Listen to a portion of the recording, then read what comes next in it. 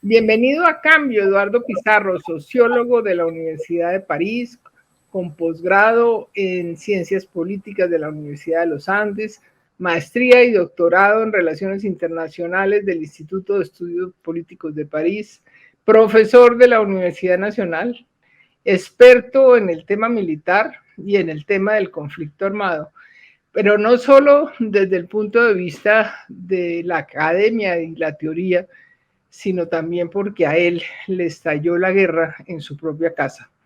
Eduardo es hijo del almirante Pizarro y de Margot León Gómez de Pizarro, una mujer extraordinaria a quien yo tuve la oportunidad de entrevistar largamente para el libro Mujeres en la Guerra.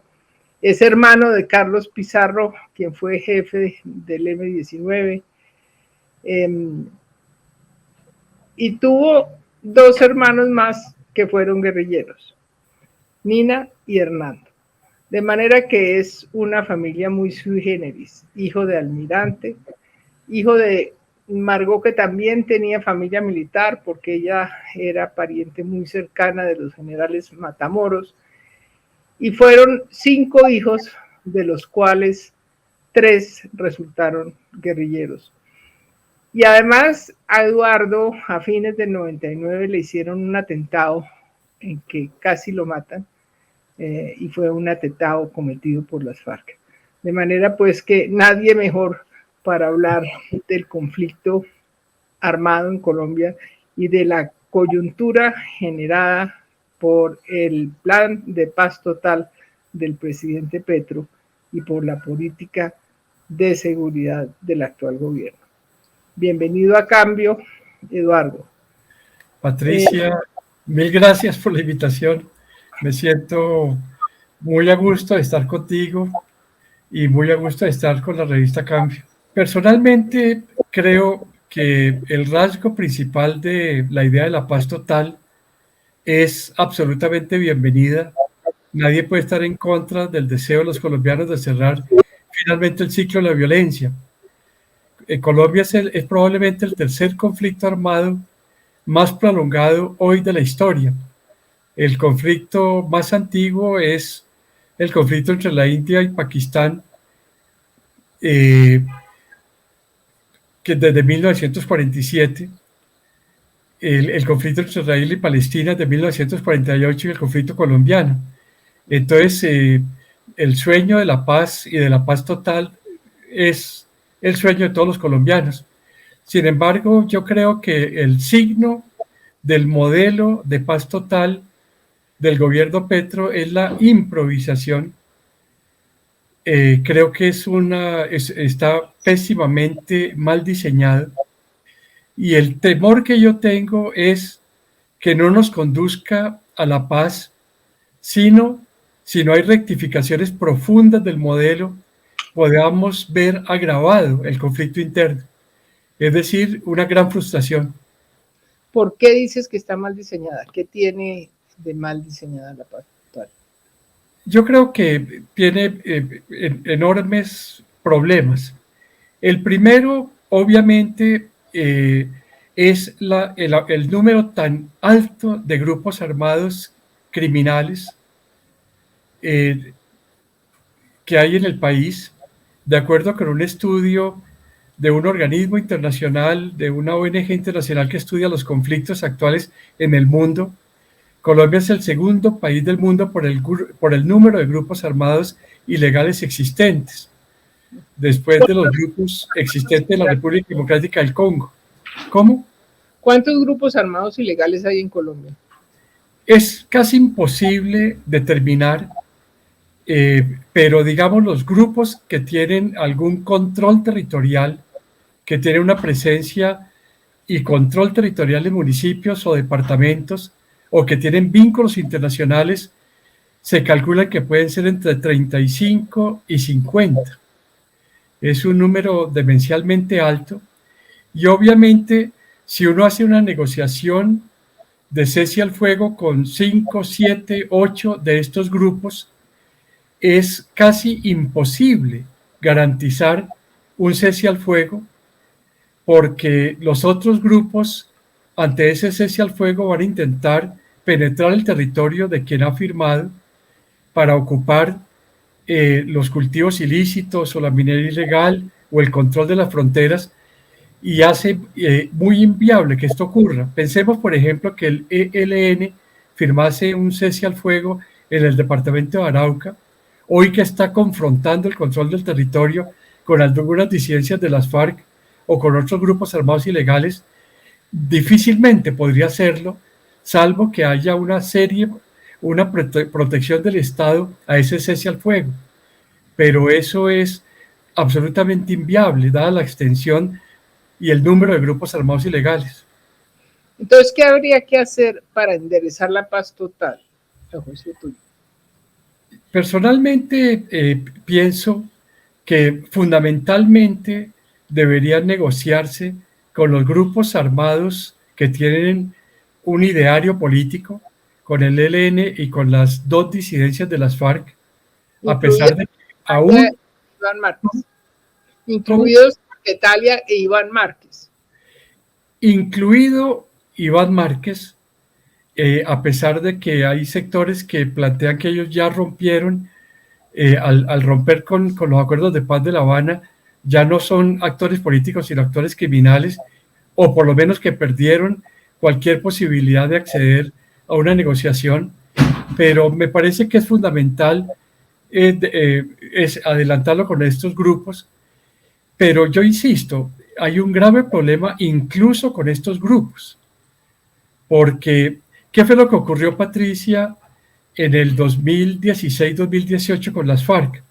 Que las FARC tenían tres tipos de frentes guerrilleros: los frentes dedicados a la acción militar, los frentes dedicados a la acción política y social, y los frentes dedicados a la economía de guerra, que eran los que estaban fundamentalmente en las fronteras, desde el Chocó, Nariño, Ecuador, Brasil, hasta Venezuela. Y de los 63 frentes, todos los que estaban dedicados a la guerra o a la política y acción social se reincorporaron a la vida civil. Y los 19 frentes que estaban dedicados a la economía de guerra se quedaron en las disidencias. Si tú haces el mapa de las disidencias, vas a ver que todas vienen desde el Chocó hasta Venezuela, a lo largo de las fronteras marítimas y terrestres. Y el problema que estamos teniendo hoy es que si tú miras el mapa del ELN, igualmente estamos viendo el mismo fenómeno. Los 6 frentes que están amenazando la continuidad del proceso de paz con el gobierno son los frentes del ELN que están situados en la frontera, fundamentalmente vinculados a la economía de guerra para las finanzas de esta organización. Cuando tú hablas de economía de guerra, hablas de narcotráfico. Hablo fundamentalmente de narcotráfico y de minería ilegal, que son los frentes que tienen, digamos, donde hay dificultades de mantener la disciplina. Y en el caso del ELN la situación es compleja porque en los últimos años, como tú sabes, el gobierno comenzó a aplicar la doctrina de los objetivos de alto valor estratégico, que es una estrategia copiada de Israel para liquidar al liderazgo palestino fuera de Israel, en Jordania o en otras ciudades, en otros países, y que el ejército colombiano comenzó a aplicar con la muerte de Raúl Reyes, de Alfonso Cano, el Mono Jojoy, etcétera, que desbarajustó la dirección de las FARC. La cúpula del ELN, el COSE, el Comando Central, y la Dirección Nacional, son 5 del COSE más otros 10, conforman la Dirección Nacional de 15 miembros, están en Venezuela o en Cuba. Es decir, no hay ningún mando del ELN en territorio nacional, y esto está afectando mucho el liderazgo y la disciplina. Muchos jóvenes... ¿Cómo? ¿Pablito dónde está? Pablito está en la frontera colombo-venezolana, porque tú sabes que en Arauca se unen los llanos colombianos con los llanos venezolanos. En Arauca el ELN tiene su retaguardia estratégica, que es el Frente Oriental, que es el más poderoso del ELN, y al pasar la frontera en Apure tiene su santuario estratégico. Pablito está en Apure, que es donde está el santuario estratégico del ELN. Y Antonio García están en Venezuela. Sí. Toda la división del ELN está por fuera y esto está generando muchos problemas de control de los frentes locales e insisto, sobre todo los frentes dedicados a la economía de guerra. Entonces la idea, si te entendí, tuya sería negociar con los grupos guerrilleros ELN, con las disidencias y con el grupo de Iván Márquez, ¿sí? Y con el grupo de Iván Márquez, teniendo mucha claridad de que en el caso de las FARC, EP, Estado Mayor, es más que una organización, una federación de grupos, donde la disciplina es bastante tenue, bastante frágil, y muchos de estos grupos están muy descompuestos. Entonces, muy probablemente de lo que se trata es de negociar con los sectores más politizados que tienen mayor voluntad política al interior de estas organizaciones. Pero es muy probable que haya de nuevo disidencias, como ha sido la historia de todas las negociaciones de paz en Colombia de 1990. ¿Y qué hacer con el Clan del Golfo y las autodefensas de la Sierra, etcétera, etcétera, etcétera? Patricia, aquí viene un problema muy delicado, y es que el diseño de la paz total se basa en una premisa, que el origen de la violencia es la pobreza.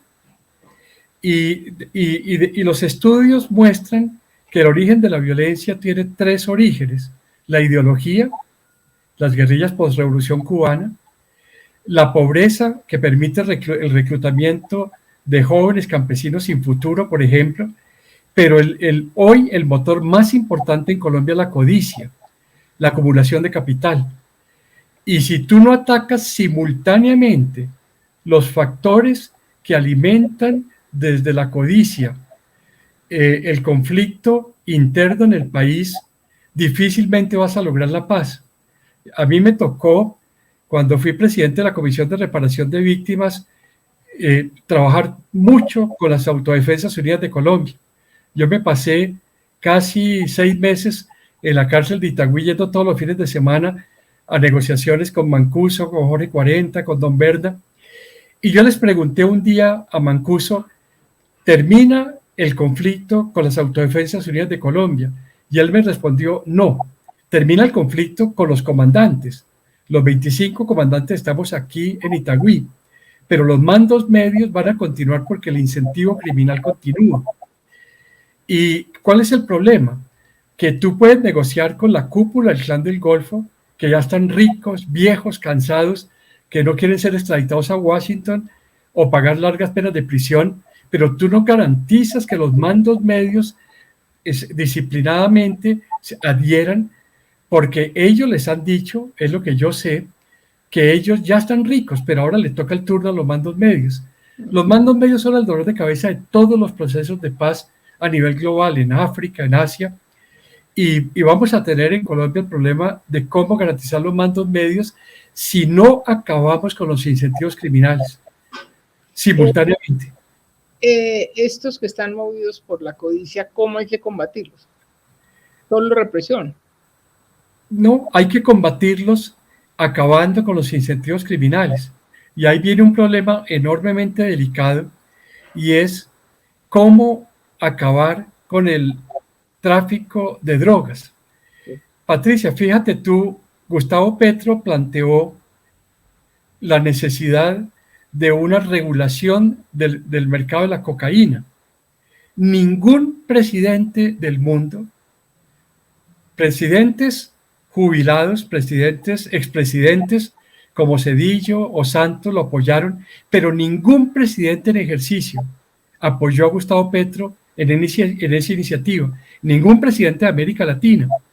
Yo le pregunté recientemente a un experto colombiano, al mayor experto colombiano en estos temas, a Francisco Tumi, si había ambiente para una regularización de la cocaína hoy en Naciones Unidas.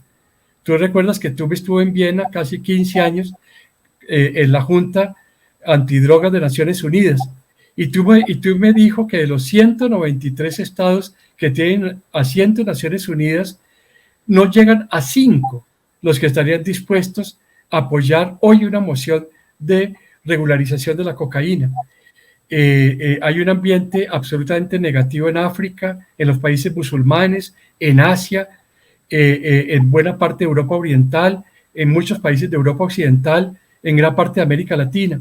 Es decir, tenemos enormes dificultades para convencer a la comunidad internacional de la necesidad de regular la producción de cocaína, y esto va a ser muy difícil porque entonces el incentivo criminal va a continuar. ¿Y qué salida hay, Eduardo? ¿Qué salida hay? Si la comunidad internacional no le jala, ¿qué salida tenemos? Yo creo que hay que revivir.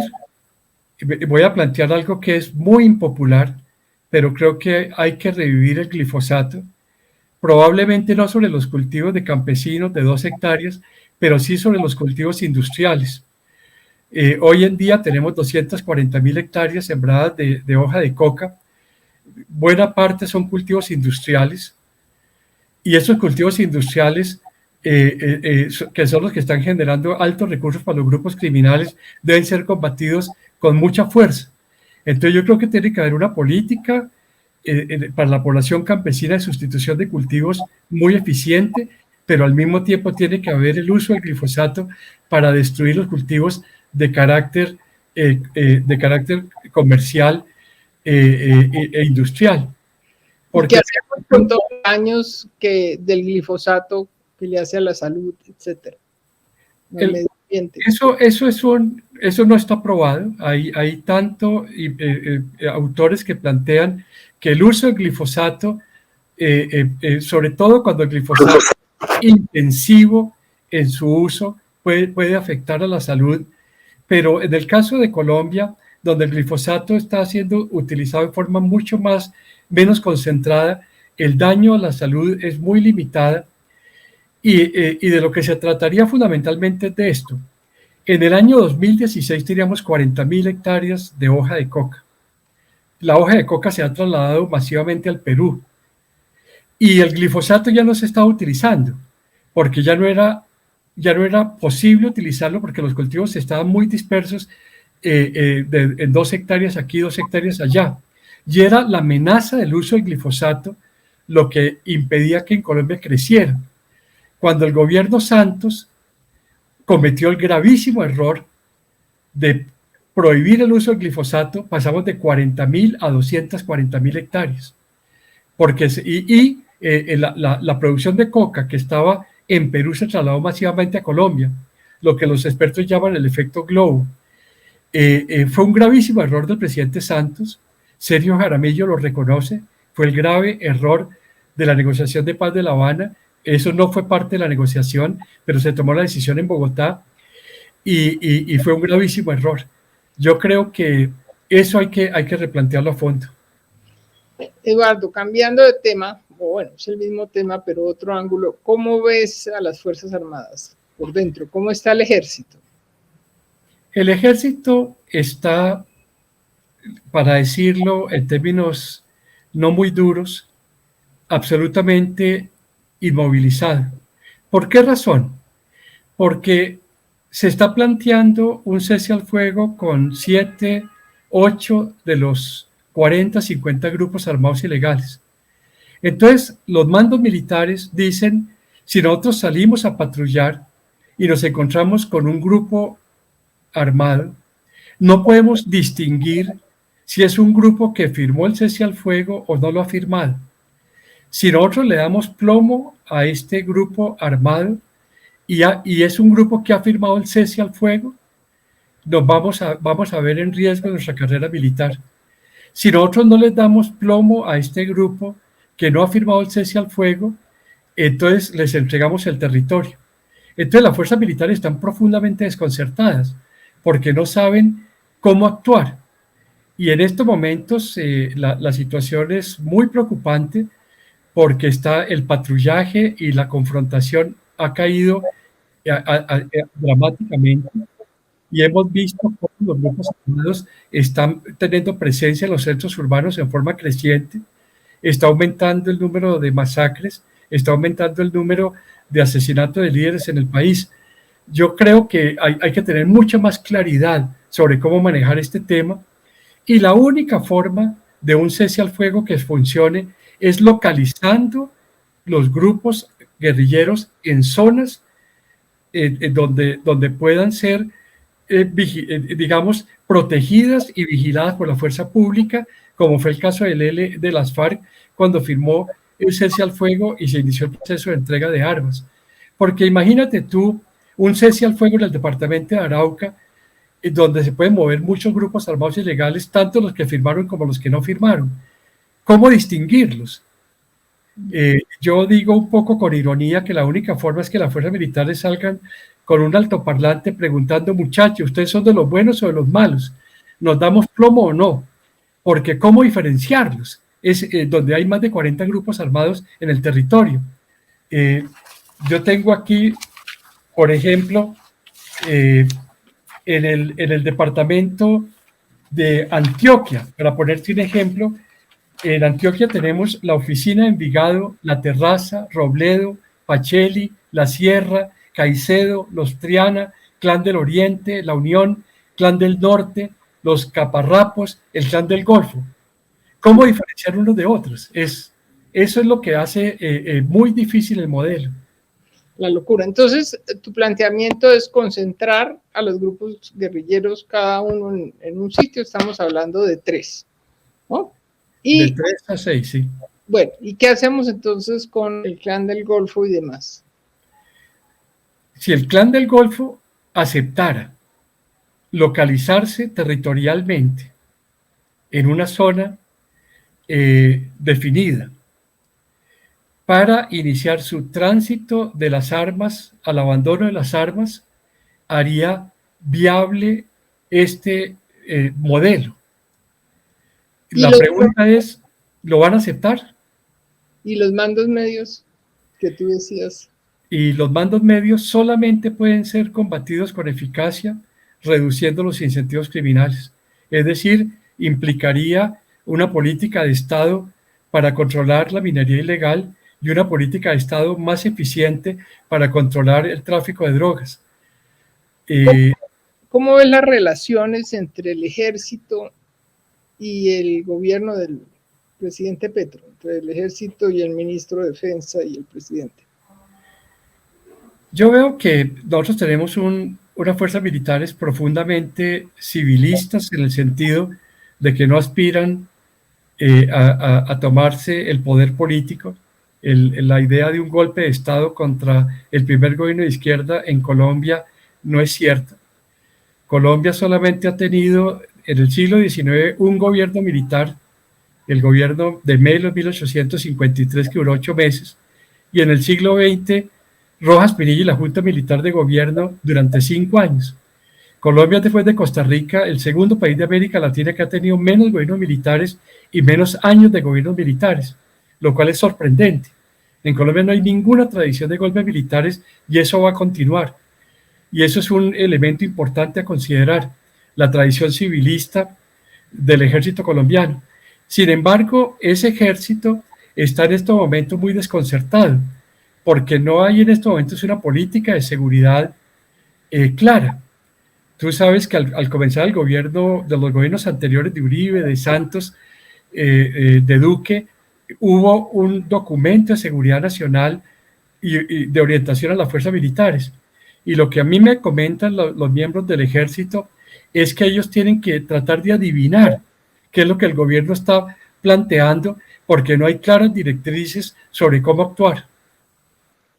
Entonces, ¿qué va a pasar? Que vamos a exigirle pronto al ministro de Defensa directrices claras sobre cómo las fuerzas militares tienen que actuar. Te pongo un ejemplo. Vamos a suponer que las FARC, que hoy realizaron una toma en el Cauca, sí, armadas rompiendo el cese al fuego, vamos a suponer que las FARC, Ejército del Pueblo, Estado Mayor, firmen con el gobierno un cese al fuego. Yo le diría al presidente Petro y al ministro de Defensa, hay que exigirle simultáneamente su ubicación muy clara en zonas, como se hizo con las FARC en el año 2016. Si no, si ellos están moviendo por el territorio, van a tener no solamente confrontación probable con el ejército, sino también confrontación con otros grupos armados ilegales que no han firmado el cese al fuego y que van a buscar ocupar sus territorios. Imagínate usted, o imagínate tú, Patricia, en Nariño, donde hay esta disputa por el control territorial entre múltiples grupos por los cultivos ilícitos. Si las FARC firman un acuerdo y sus vecinos armados no lo firman, va a haber un asesinato y una confrontación contra ese grupo que firmó versus los grupos que no firmaron. Eso es lo que hace muy complejo este modelo. ¿Cómo estás viendo la labor del comisionado de paz? Yo creo que el comisionado de paz se montó en un sueño, los colombianos, de la paz total, pero ha sido terriblemente improvisado su modelo. En Colombia, Armando Borrero, un profesor de la Nacional, diferencia dos tipos de modelos de paz. Los modelos de paz diseñados, estructurados, como fue el caso de Juan Manuel Santos, de Virgilio Barco, de César Gaviria, y los modelos de paz voluntaristas muy improvisados, como Samper, como Pastrana, y yo diría como el de Gustavo Petro.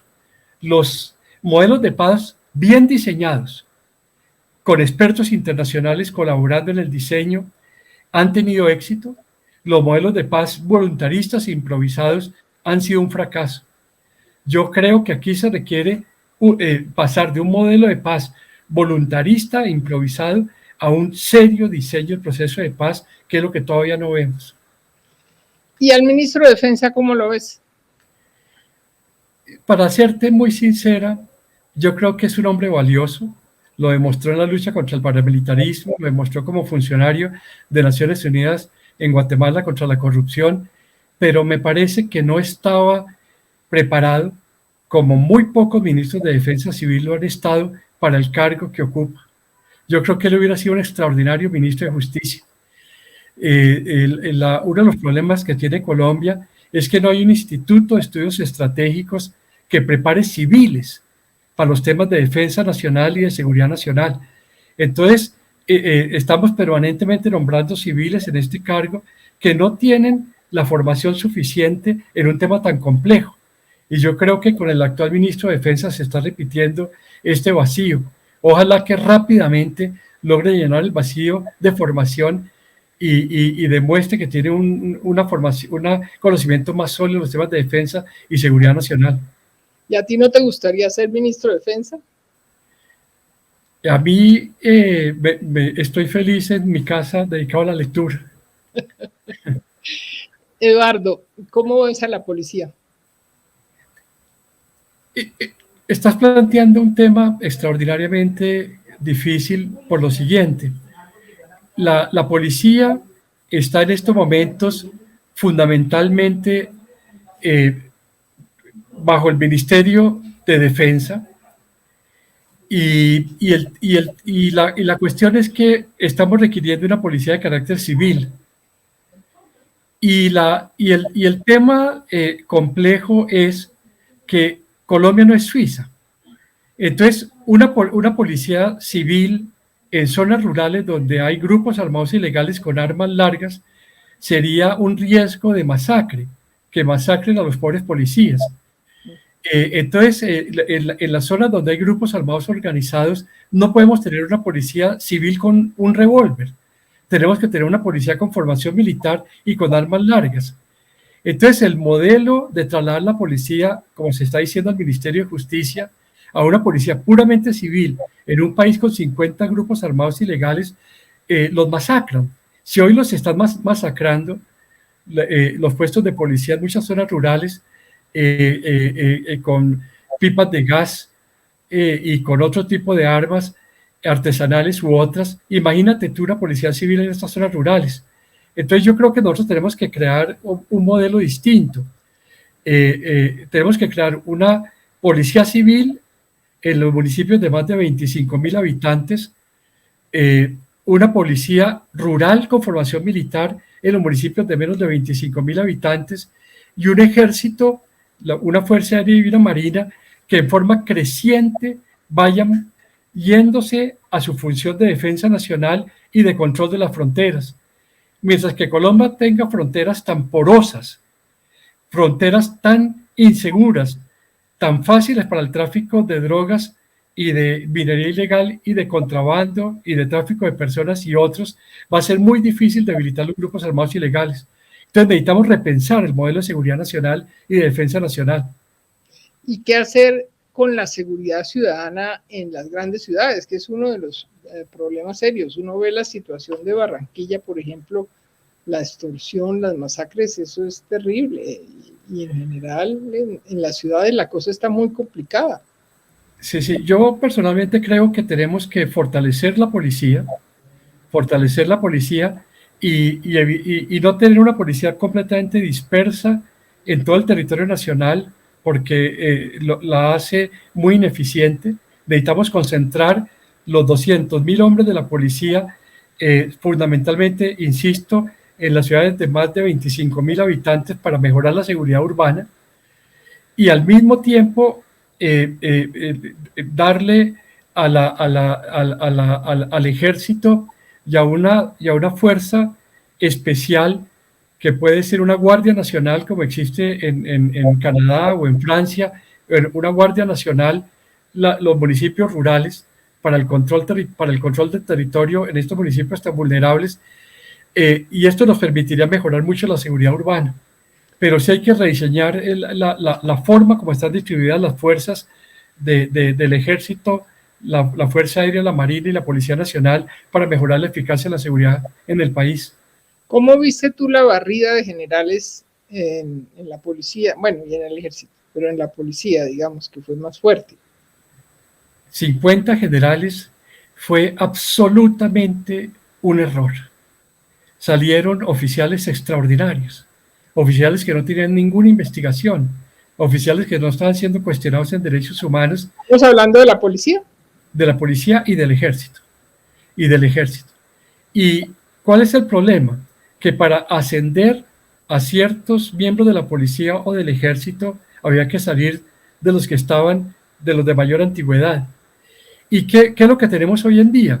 Que tenemos un número muy bajo de generales, entonces son los coroneles los que están ocupando cargos para los cuales no tenían la preparación suficiente. No habían hecho el curso de Escuela Superior de Guerra para ser generales, es decir, comandantes de brigada o comandantes de división. Entonces esto ha generado un debilitamiento del mando, tanto de la policía como del ejército, porque estos coroneles no estaban preparados para ocupar estos cargos porque no habían hecho los cursos de Estado Mayor que les permitía ser comandantes de brigada o de división. Pero es innegable que había en ciertas zonas connivencia del ejército, de las personas que estaban en esos lugares del ejército con grupos armados ilegales, con el Clan del Golfo, que había corrupción en el ejército, en la policía, en ciertos sectores. ¿Eso no había que frenarlo en seco? Y muy probablemente, Patricia, lo frenaste con personas que probablemente tengan conductas similares. ¿Qué garantía hay de que muchos de estos coroneles que fueron ascendidos tengan una conducta distinta? Yo personalmente hubiera preferido una investigación a fondo de todo el generalato para ver quiénes ameritaban continuar y quiénes no. Pero ahí debió ser no un brochazo tomando una decisión de esas dimensiones, sino sin haber hecho un estudio a fondo del Estado Mayor de las Fuerzas Militares.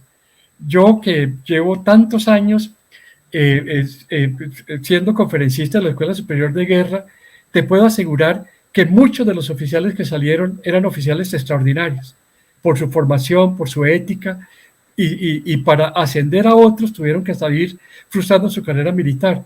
Lo grave cuando uno hace algo de esas dimensiones, 50 generales, es que genera un profundo desánimo interno, porque yo ingreso a la escuela militar con el sueño de ser general, y si ya no tengo garantías de serlo, porque en algún momento va a haber una salida masiva de oficiales, se genera un desánimo muy grande. Y hoy en día es muy impresionante el número de oficiales que están solicitando el retiro. Colombia puede verse abocado a una crisis de mando militar y policial muy grave en los próximos años. O sea que esa salida tan grande de generales impactó la moral de las fuerzas. Impactó en la moral de las fuerzas. Muchos oficiales están pensando, por ejemplo, en pasar al sector privado, que ha crecido mucho en Colombia, de oficiales en retiro para la protección de empresas de petróleo, mineras u otras, etcétera, porque están sintiendo temor de que ya sus posibilidades de ascenso se vean bloqueadas o no tengan futuro. A mí me parece que todos los presidentes de Colombia cuando llegan cambian el mando y 12, 10 altos generales salen de la institución, pero nunca 50. Eso fue muy negativo, muy, muy negativo. ¿Tú conversas o has conversado con el presidente Petro, con el ministro, con personas allegadas a ellos sobre estos temas? Yo no conozco a Gustavo Petro, nunca lo he visto en mi vida. Con el ministro de Defensa lo conozco desde hace largos años, pero no he hablado con él desde que fue nombrado ministro de Defensa. Ni con sus asesores. Muy, muy superficialmente con los asesores. Yo no he sido interlocutor del actual equipo de gobierno. Y digamos, si pudieras darles un consejo tanto al presidente como al ministro, ¿qué les dirías? Yo le diría fundamentalmente que la clave hoy de la seguridad en Colombia es diseñar una buena política para acabar con los incentivos criminales.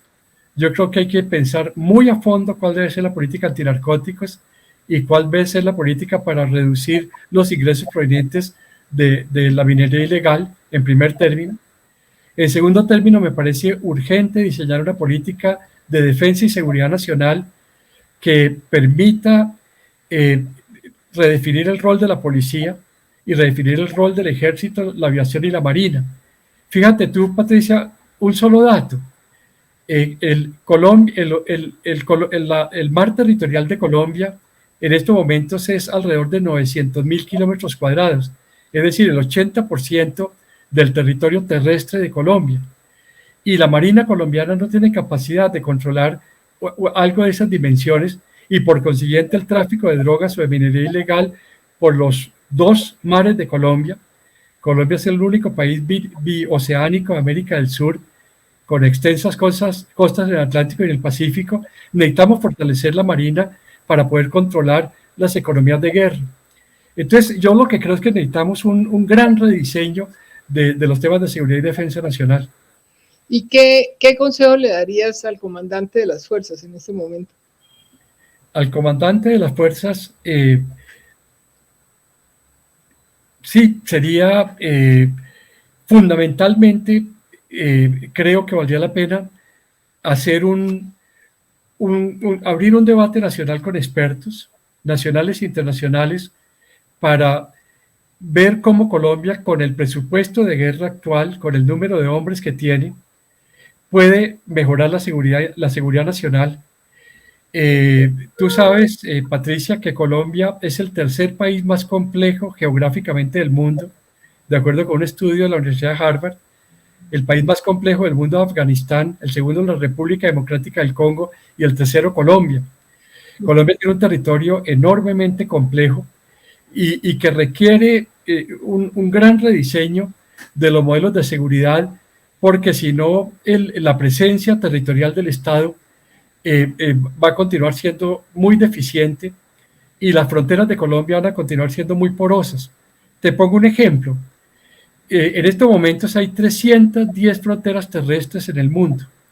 La frontera número 17 por su extensión, entre 310, es la frontera Colombia-Venezuela. La frontera número 31 es la frontera Colombia-Brasil y la frontera número 32 es la frontera Colombia-Perú. Es decir, Colombia tiene 3 de las fronteras terrestres más extensas del mundo entre las 32 de 310. Y estas fronteras son todas, en su inmensa mayoría, selváticas. Es decir, Colombia tiene un desafío de seguridad que nosotros no nos imaginamos. A veces, cuando miramos los temas de seguridad y territorio. Y te pongo otro ejemplo. Muy pocos países del mundo tienen 5 regiones naturales simultáneamente en su territorio. Colombia es un país caribe, un país pacífico, un país andino, un país llanero y un país amazónico. Piensa tú en Uruguay, que tiene 2 regiones naturales, Colombia tiene 5, eso es muy raro en el mundo. Entonces, nosotros necesitamos un gran debate sobre geografía y seguridad nacional. Sería extraordinario que las facultades de geografía nos ayudaran a mejorar un poco la concepción de cuál debe ser la distribución de las fuerzas militares y de policía del territorio nacional tan complejo. Óyeme, hay quienes dicen que los militares están en una especie de actitud de brazos caídos. ¿Tú qué crees de eso? Yo creo que los militares están desconcertados y obviamente tienen temor, por lo que yo ya te mencionaba, porque si salen a patrullar el territorio, se encuentran de narices con un grupo armado que firmó el cese al fuego, pero que ellos no pueden saberlo o no saberlo, y se enfrentan con este grupo, por ejemplo, con la presidencia de las FARC, y el gobierno se indigna porque eso está afectando el cese al fuego, pues ven afectada su carrera militar. Entonces, para muchos mandos militares en las regiones es mucho menos costoso permanecer enclaustrados que salir a patrullar con riesgo para su carrera militar.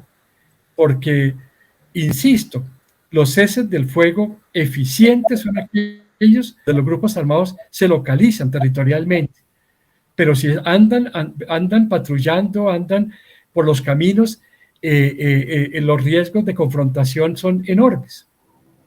Bueno, y ya vas cerrando, pensando en tu papá, a quien yo no lo conocí, pero a través de algunas charlas que tuve con Carlos, pero sobre todo a través de tu mamá, de la entrevista que le hice y de las charlas que tuve con Nina, pues siento que lo conocí a fondo. Y tengo la imagen de un almirante vertical, absolutamente entregado a su armada, pero también con una capacidad de comprensión muy grande de sus hijos, que de alguna manera la interpretación que tengo yo de por qué Carlos, Nina y Hernando, o por lo menos por qué Carlos se alzó en armas, y como de alguna manera lo dice él en esa carta que le mandó a tu papá moribundo, se alzó contra ese ejército que ya no era el que tu padre les había enseñado que debía ser de tal manera. Hoy en día, cuando el presidente es un miembro de ese grupo guerrillero al que perteneció Carlos y por el cual los mismos militares lo torturaron como lo torturaron cuando lo capturaron y tu papá estaba moribundo, en fin, esa historia tan compleja de la familia de ustedes y tan dramática. ¿Tú qué crees que estaría diciendo? ¿Tú qué crees que te estaría diciendo a ti que dijeras en esta entrevista? Patricia, mi papá era un gran lector de Teilhard de Chardin. Teilhard de Chardin era un antropólogo jesuita que descubrió al hombre de Pekín, y Teilhard de Chardin planteaba que los cambios en la sociedad debían ser muy lentos, como habían sido los cambios del mono al hombre, toda la evolución. Y mi papá nos decía que nosotros, marxistas, hablábamos del cambio radical, y él decía, la historia me va a dar la razón, los cambios deben ser lentos, deben ser construidos desde la sociedad con mucha lentitud para que la transformación cultural tenga profundidad. Yo creo que mi papá nos estaría recordando que Teilhard de Chardin tuvo razón sobre Marx. Esa sería su reflexión. Y nos mostraría que finalmente él tuvo la razón, que si hubiéramos pensado en cambios más lentos, más madurados, y no en cambios bruscos, hubiéramos tenido más razón y no nos hubiéramos equivocado tanto como nos equivocamos, creo yo. Creímos con toda honestidad en que Colombia necesitaba cambios profundos, pero creo que el método que utilizaron mis hermanos, no fue finalmente el que Colombia requería. Hoy, después de todo lo que ha sucedido, ¿qué sientes al pensar en tus 2 hermanos muertos a raíz del conflicto? Yo siento un profundo respeto por todos los jóvenes de América Latina que empuñaron las armas después de la Revolución Cubana y que creyeron sinceramente que el cambio debería ser de esas dimensiones, porque pienso que fueron personas honestas, personas que sacrificaron todo su futuro para, creyendo honestamente que el cambio radical era la vía. Y al mismo tiempo, toda mi obra intelectual ha sido planteando un debate con esta izquierda, mostrando que ese no era el camino. Fíjate tú que las 2 revoluciones triunfantes, Cuba y Nicaragua, hoy Nicaragua es una vergüenza. Cuba sigue manteniéndose, pero no es un proceso exitoso en términos de construcción nacional. Yo creo que el modelo que hemos debido pensar para nosotros es el modelo de Canadá, de Suecia, de Noruega, de Finlandia, de la creación de sociedades reformistas, profundas, de justicia social. Es decir, yo hoy en día me situaría en el campo de una socialdemocracia avanzada. Bueno, Eduardo, ¿algo más que quisieras agregar? No, Patricia, que me siento muy contenta de conversar contigo. Conozco tu obra intelectual, tu vida y la admiro mucho. Y te agradezco mucho que me hubieras invitado a conversar contigo. Bueno, pues muchas gracias por aceptar esta invitación de Cambio, Eduardo Pizarro.